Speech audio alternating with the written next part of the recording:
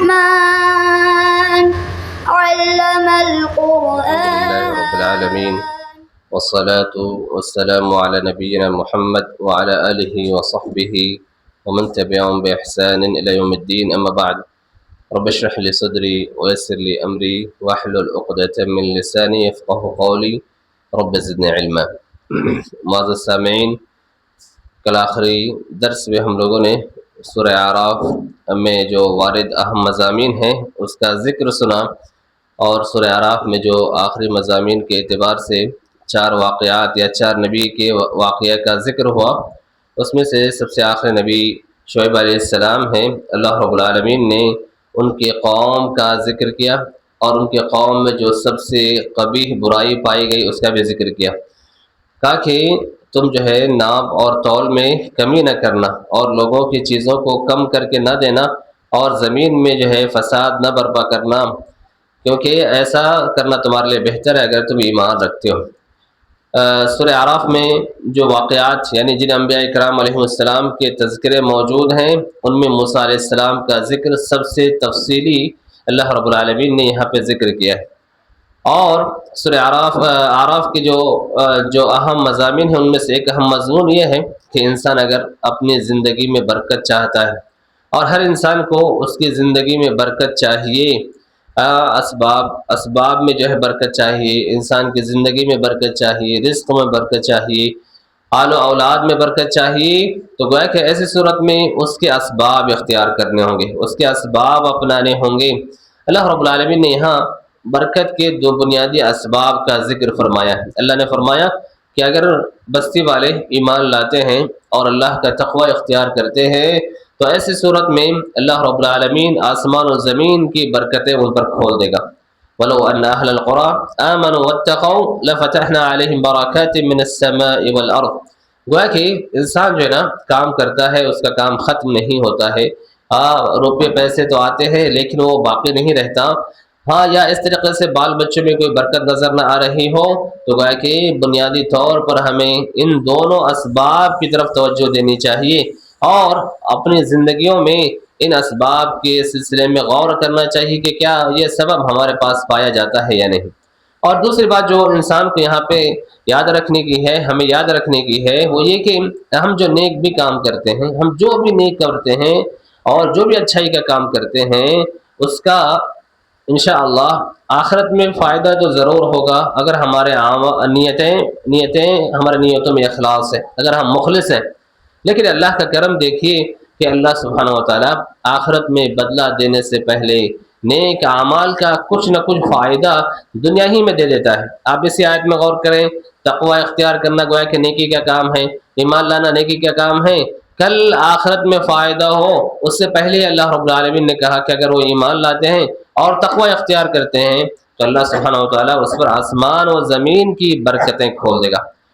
اس کے بعد جو اہم مضامین میں سے ایک ہے، اللہ سبحانہ و تعالیٰ نے موسیٰ علیہ السلام کا ذکر کیا، اور جیسے کہ ابھی ہم نے سنا سورہ اعراف میں جن انبیاء کرام علیہ السلام کے واقعے مذکور ہیں ان میں سب سے تفصیلی واقعہ موسیٰ علیہ السلام کا ہے،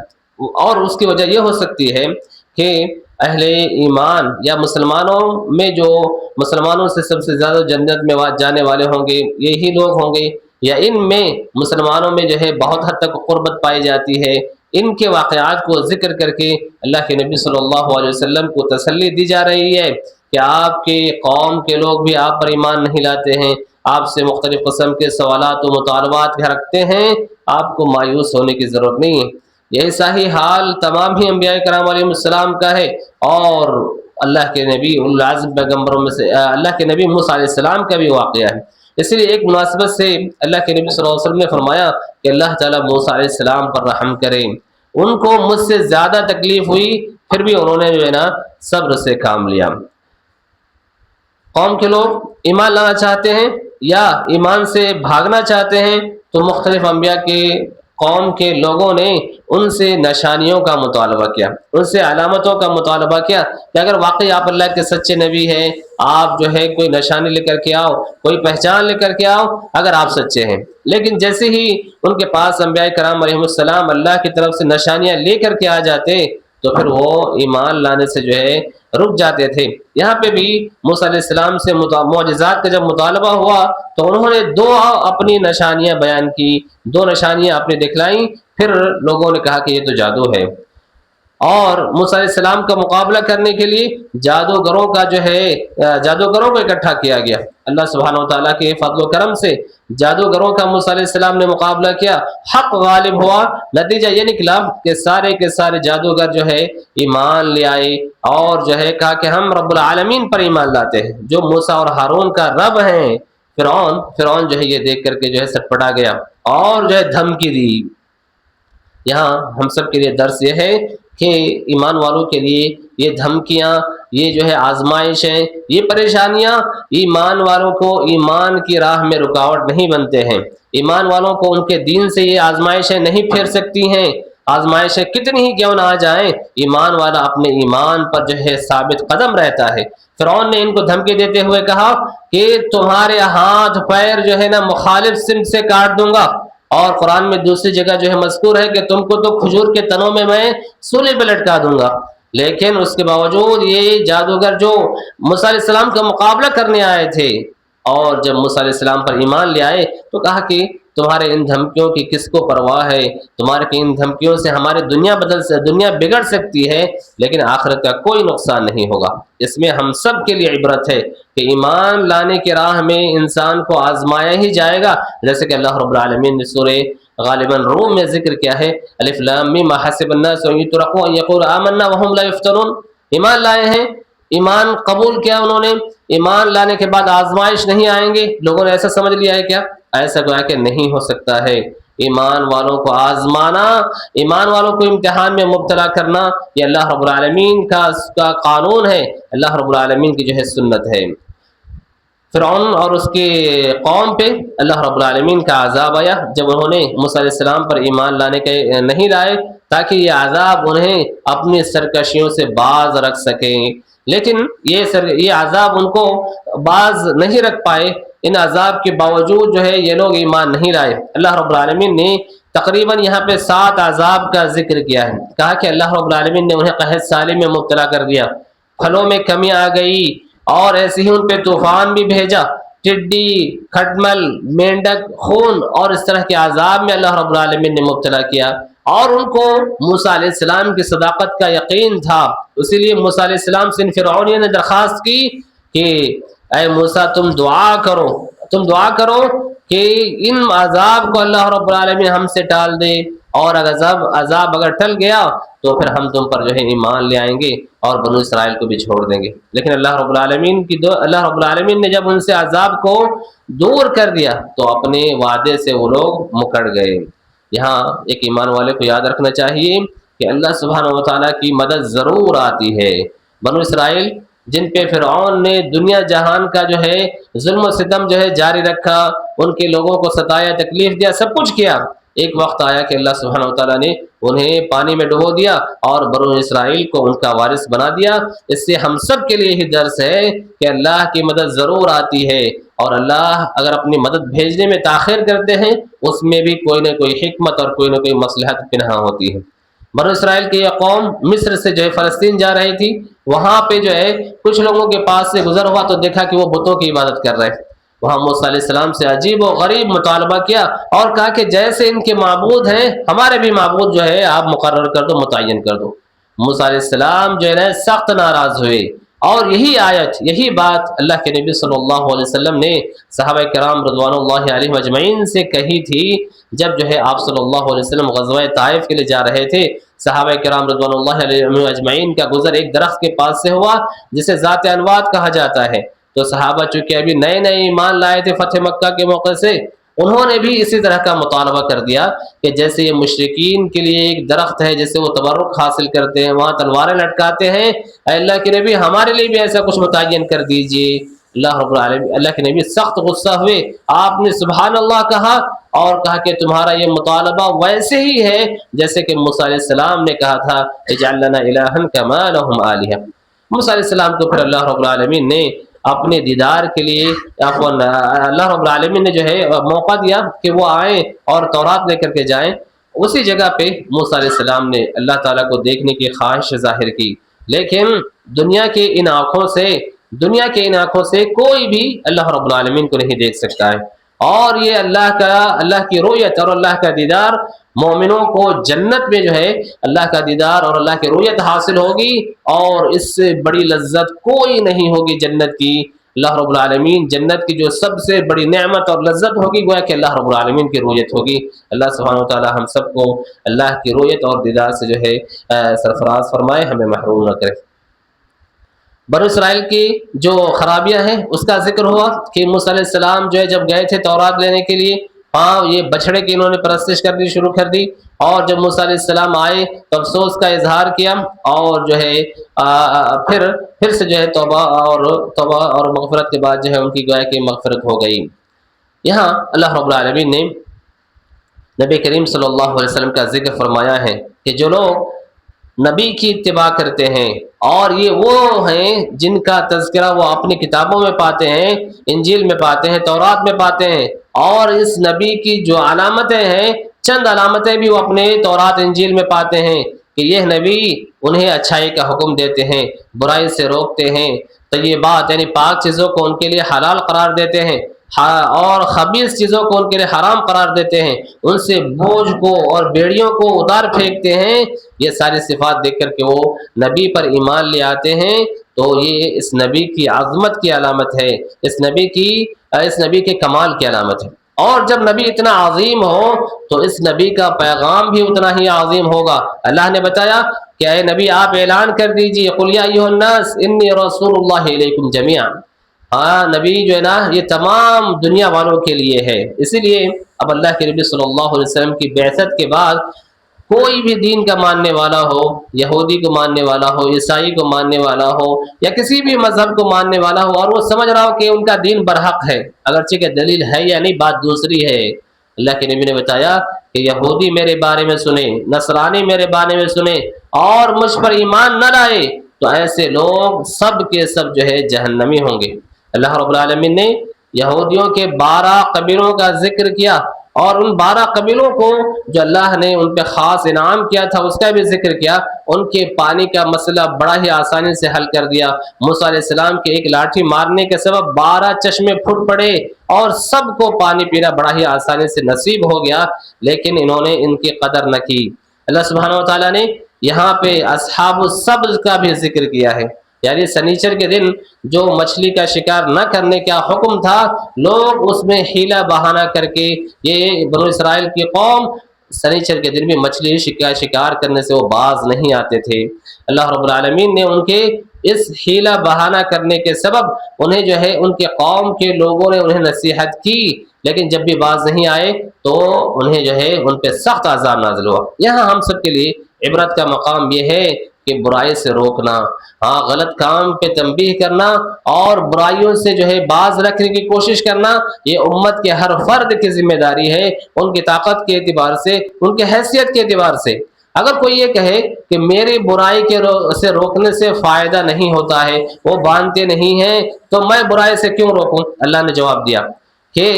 بنو اسرائیل کے لوگ بھی جب اس طرح کی حرکتیں کر رہے تھے، روکنے والوں نے انہیں روکا تو کچھ لوگوں نے اعتراض کیا کہ تم ان پہ کیوں منع کرتے ہو؟ انہیں منع کر کے کیا ملنے والا ہے؟ کہا کہ دیکھو، یا تو جو ہے اللہ رب العالمین انہیں توفیق دے گا، وہ اللہ کا تقوی اختیار کر لیں گے، یا جو ہے ہم پہ جو ذمہ داری تھی وہ ذمہ داری ہم سے جو ہے ادا ہو جائے گی، ہم جو ہے بری ہو جائیں گے۔ لہٰذا ہمیں بھی گویا کہ جب ہم غلطی دیکھتے ہیں تو ایسے ہی اچھے اسلوب کے ساتھ اچھے طریقے سے غلطی پہ تنبیہ ضرور کرنی چاہیے، تاکہ ہم کو بھی، ہمارے لیے بھی یہ عذر ہو کہ ہم نے غلطی پہ تنبیہ کر دیا تھا، ہمارے پاس جو ہے کوئی بہانہ جو ہے بنانے کے لیے نہ ہو، اور ہم نے اپنی ذمہ داری نبھا دی تھی۔ رہ گئے ہدایت دینا نہ دینا، یہ تو ظاہر ہے کہ اللہ رب العالمین کے ہاتھ میں ہے۔ لہٰذا ہم غلطی دیکھتے ہیں تو ایسی صورت میں ہم ضرور غلطی پہ انکار کریں، کیونکہ غلطیوں پہ انکار کرنا اس امت کی ایک اہم صفت ہے، ایک امت کی اہم پہچان ہے۔ اللہ رب العالمین نے یہاں پہ اس عہد کا بھی ذکر کیا ہے جو جو اللہ سبحانہ و تعالیٰ نے عالم ارواحی میں تمام انسانوں سے لے لیا تھا کہ وہ اللہ رب العالمین کی پرستش کریں گے، لیکن دنیا میں آ کر کے لوگ اس عہد کو بھول گئے، اور اسی عہد کی یاد دہانی کے لیے اللہ سبحانہ و تعالیٰ نے انبیاء کرام علیہ السلام کا سلسلہ جاری فرمایا تھا، جو سلسلہ اللہ کے نبی کریم صلی اللہ علیہ وسلم پر جو ہے نا ختم ہو گیا۔ اللہ نے یہاں کچھ لوگوں کے بارے میں بتایا کہ وہ لوگ جانوروں سے بھی گئے گزرے ہیں، نعوذ باللہ۔ اللہ نے بتایا کہ کچھ لوگ ایسے ہیں جو جانوروں سے بھی گئے گزرے ہیں۔ وہ کون لوگ ہیں؟ جن کو اللہ نے جو ہے نا دل دیا ہو لیکن دل سے سمجھ نہیں رہے ہیں، جن کو اللہ نے آنکھیں دی ہیں اس سے دیکھ نہیں رہے ہیں، کان بھی دیا ہے اس سے سن نہیں رہے ہیں، یعنی حق کی معرفت، حق کو پہچان نہیں رہے، ایمان لانے کے مسائل میں ان چیزوں کا استعمال صحیح سے نہیں کر رہے ہیں۔ اللہ نے کہا کہ ایسے لوگ تو نہایت ہی گمراہ ہیں، بلکہ وہ جانوروں سے گئے گزرے۔ تو اللہ نے جو نعمتیں ہمیں دی ہیں، آنکھ دیا ہے، کان دی ہے، یہ ساری چیزیں ہم اللہ رب العالمین کے راضی کرنے والی چیزوں میں ہم اس کا استعمال کریں، اور جو غیر ہیں وہ اللہ کے پہ ایمان لانے کے خاطر جو ہے نا ان چیزوں کو دیکھے، سنے، اور جو ہے ان کو دیکھ کر کے اللہ کی وحدانیت کو پہچانے اور اللہ رب العالمین پر ایمان لائے۔ اگر ایسا نہیں کرتے ہیں تو اللہ نے کہا کہ یہ نہایت ہی گمراہ ہیں، بلکہ جانوروں سے بھی گئے گزرے ہیں۔ نسأل اللہ السلامۃ والعافیہ۔ دعا میں انسان کو وسیلہ اختیار کرنا چاہیے۔ وسیلے کا ذکر سورہ مائدہ میں ہوا، یہاں اللہ نے بتایا کہ انسان کو اللہ کے ناموں کا جو ہے نا وسیلہ لے کر کے دعا کرنے چاہیے۔ لہذا ہم اپنی دعاؤں میں مناسب ناموں کا، اللہ کی مناسب صفتوں کا جو ہے ہم جو ہے استعمال کر کے دعا کریں۔ مثلا اگر ہمیں رزق مانگنی ہے، ہم اللہ کے نام الرزاق کا استعمال کریں، یا رزاق ورزقنا۔ مثلا ہمیں اگر رحم کا سوال کرنا ہے، یا رحمان یا رحیم ارحم بنا، اے رحمان تو ہم پر رحم کر۔ اور اسی طریقے سے اگر مغفرت مانگنی ہے، اللہ کے نام غفور کا استعمال کریں، اے غفار یا غفور تو ہماری گناہوں کو بخش دے۔ تو گویا کہ اللہ کے نام اور جو صفتیں ہیں ہم دعاؤں میں ان کا وسیلہ لیں، انہیں استعمال کریں، اور جو ہے اس کے ذریعے سے اللہ رب العالمین کو ہم پکاریں۔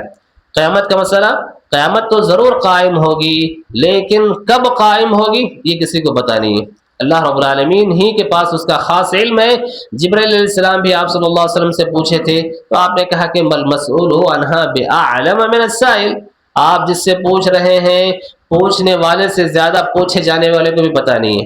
تو قیامت کے سلسلے میں کسی کو اللہ علم نہیں ہے، اور غیب کا جو علم ہے یہ اللہ رب العالمین کی خصوصیت ہے، اللہ سبحانہ تعالیٰ کی خصوصیت ہے۔ آج کچھ لوگ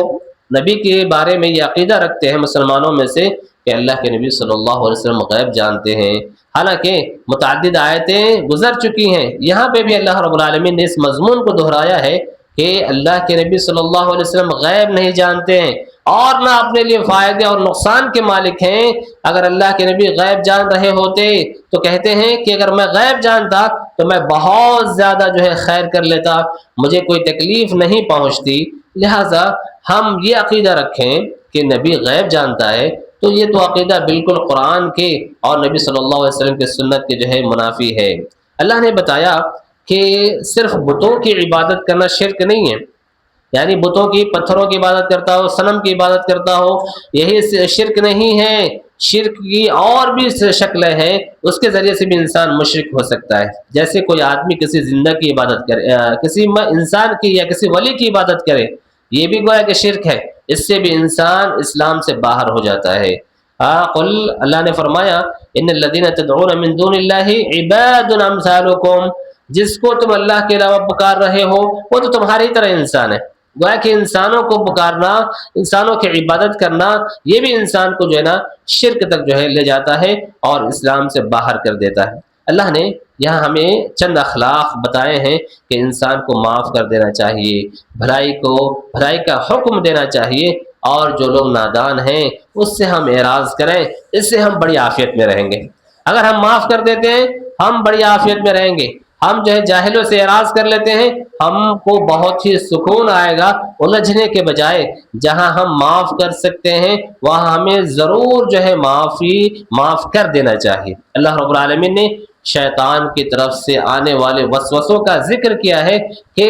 شیطان کے وسوسوں کا کیسے ہم علاج کریں۔ اللہ نے کہا کہ ہم اللہ رب العالمین سے اس کے شر سے پناہ طلب کریں۔ وَإِمَّا يَنزَغَنَّكَ مِنَ الشَّيْطَانِ نَزْغٌ فَاسْتَعِذْ بِاللَّهِ إِنَّهُ سَمِيعٌ عَلِيمٌ۔ شیطان کی طرف سے دل میں اگر برے خیالات آتے ہیں تو ہمیں اللہ کی پناہ طلب کرنی چاہیے، اور اللہ رب العالمین ہمیں جو ہے اس کے شر سے محفوظ کر لے گا۔ قرآن کی تلاوت ہو رہی ہو تو قرآن کی تلاوت کو بغور سننا چاہیے۔ اللہ نے کہا کہ جب قرآن پڑھا جائے تو اسے بغور سنو، خاموش رہو، امید ہے کہ تم پہ رحم کیا جائے گا۔ معلوم کیا ہوا؟ قرآن کی تلاوت سننا باعث رحمت ہے،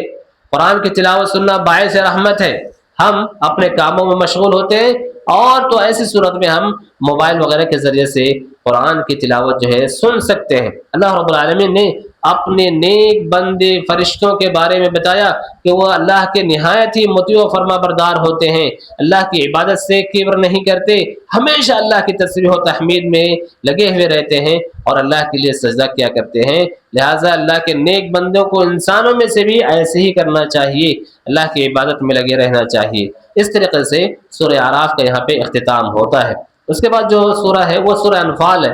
اور سورہ انفال کیا ہے کا 9ویں پارے میں بھی اس کا کچھ حصہ ہے، 10ویں پارے میں بھی کچھ حصہ ہے، اور یہ سورہ جو ہے غزوہ بدر کی مناسبت سے نازل ہوئی۔ غزوہ بدر کے مناسبت سے یہ سورہ نازل ہوئی، بدر ہی کے مقام میں تقریباً اللہ رب العالمین نے اس سورہ کے آغاز میں مومنوں کی پہچان بتلائی ہے کہ مومن وہ ہوتے ہیں جن پہ جب اللہ کا ذکر کیا جائے ان کا دل کانپ جاتا ہے۔ قرآن کی جب آیتوں کی تلاوت ہوتی ہے ان کے ایمان میں اضافہ ہوتا ہے، اور یہ لوگ صرف اور صرف اللہ رب العالمین ہی پر جو ہے بھروسہ کرنے والے ہوتے ہیں۔ اس کے بعد پھر غزوہ بدر کا اور اس کے پس منظر کا جو ہے نا تذکرہ شروع ہوا ہے۔ اللہ نے بتایا کہ ایمان والے کو نبی کی آواز پر لبیک کہنا چاہیے، کیونکہ ان میں ان کی زندگی ہوتی ہے۔ اللہ نے بتایا کہ انسانوں کے لیے مال اور اس کی اولاد جو ہے آزمائش ہے، کہیں مال اور اولاد ہم کو اللہ سے دور نہ کر دے، اللہ سے جو ہے غافل نہ کر دے۔ اللہ کے نبی صلی اللہ علیہ وسلم کے قتل کے سلسلے میں دار الندوہ میں ہجرت سے پہلے جو پلاننگ چل رہی تھی، اللہ رب العالمین نے یہاں اس کا ذکر کیا ہے کہ آپ اس وقت کو یاد کرو کہ کافر آپ کے سلسلے میں جو طے کر رہے تھے کہ وہ آپ کو قید کر دیں، آپ کو قتل کر دیں، آپ کو گھر سے جو ہے یا ملک سے باہر کر دیں، اللہ رب العالمین نے کس قدر حفاظت سے آپ کو وہاں سے نکال لیا۔ گویا کہ یہ جو ہے اللہ کی نعمتوں کو یاد کریں۔ اللہ نے بتایا کہ انسانوں پر اللہ کا عذاب کب نہیں آئے گا۔ دو سبب اللہ رب العالمین نے یہاں پہ ذکر کی، تاکہ اگر نبی ان کے مابین موجود ہوں تو اللہ کا عذاب نہیں آئے گا، اور وہ لوگ استغفار کر رہے ہوں تو بھی ان پہ اللہ کا عذاب نہیں آئے گا۔ لہٰذا ہم استغفار کریں تو اس سے معلوم ہوگا کہ استغفار کرنا اللہ کے عذاب سے جو ہے محفوظ رکھنے کا ذریعہ اور سبب ہے۔ جہاں استغفار گناہوں کی معافی کا ذریعہ ہے، جہاں استغفار اللہ رب العالمین کی طرف سے دیگر اور فوائد کو لے کر کے آتا ہے، اس سے ہم اللہ کے عذاب سے محفوظ رہ جاتے ہیں۔ اللہ رب العالمین ہم سب کو ہر قسم کے عذاب سے محفوظ رکھے۔ اللہم آمین۔ سبحان ربک رب العزت عما یصفون وسلام علی المرسلین والحمد للہ رب العالمین۔